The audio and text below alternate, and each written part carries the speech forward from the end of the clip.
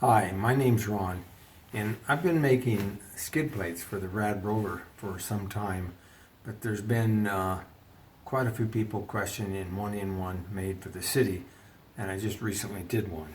First of all, I apologize. I had a wreck on my mountain bike 2 days ago, hitting a low-hanging tree limb, so I'm kind of scratched up here. It doesn't hurt anymore. Anyway. The skid plate I made is dramatically different than the old one, and if you'll come closer here, it's quite a bit longer. Originally was hoping that the Rover skid plate would fit the city, but they're dramatically different. And this plate is only made for the city non-step through. Some people call it the boys version because it has the high bar. It is not for the step through, and the step through doesn't really need a skid plate. The way the frame is designed, it's not necessary. So let's go to the other side of the bike and I'll show you how to install this. Okay, we're going to lower the bumpers over the wires, and then we're going to go down to the water bottle position and just start with one screw with just a few threads. I don't know if my photographer can get in there and see that. Just a few threads.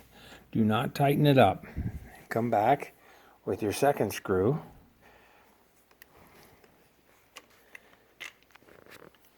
And what I'm going to do is go get my T-handle to start the second screw.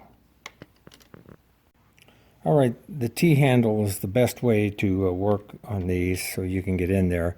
But start the second, just a few threads.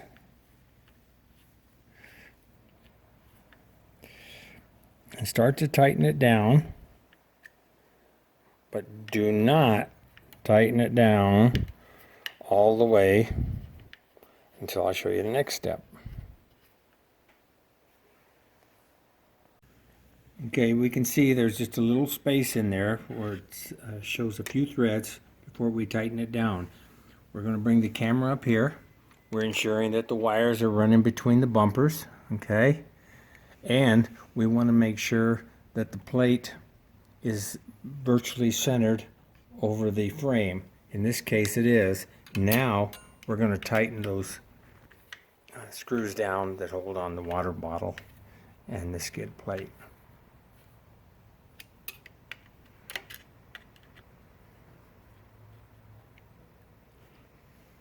You'll notice the bumpers are not in alignment yet.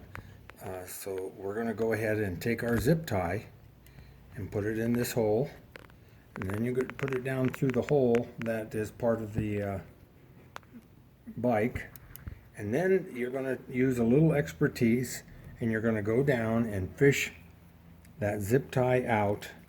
And I may stop it here for a little bit to edit it, but I'm going to fish that zip tie out and it's going to come up through this other hole. Okay, I've fished the zip tie out, but you'll notice it's not contacting any of the wires. I'm going to feed it right back up through the frame.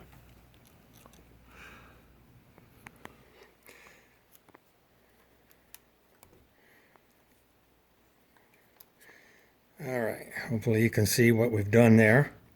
And then you're going to feed it through that second hole. And then you're going to cinch it up. But don't tighten it up just yet. Look back in there. Make sure you don't have any wires in the way, and I don't. And then cinch it up. And as we cinch it up, you'll see that the bumpers start to take a good solid position. And that's it. Now, this thing is almost unbreakable. I might point out too, I put two holes back here. If some people feel better about putting a zip tie through those holes and around the frame on either side, you know, it offers a little extra added protection, but it's really not necessary. Okay, I've cut off the excess of the zip tie, and what I want to point out is the pickup sensor here is about 50% partially covered.